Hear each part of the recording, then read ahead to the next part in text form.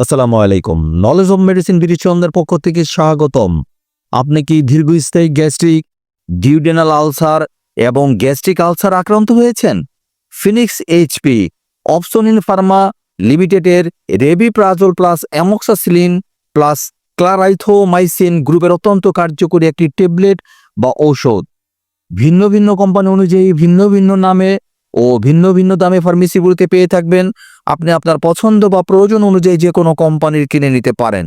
নির্দেশনা: এই প্রিপারেশনটি দীর্ঘস্থায়ী গ্যাস্ট্রিক, ডিউডেনাল আলসার এবং গ্যাস্ট্রিক আলসারে এইচ পাইলোরি নির্মূলের জন্য নির্দেশিত। মাত্র সেবন বিধি: প্রতিদিন 2 বার, প্রতিটি স্ট্রিপ 7 দিনের জন্য সেবন করুন। যদি পরিস্থিতি গুরুতর হয় তবে 14 দিনের জন্য প্রতিদিন 2 বার।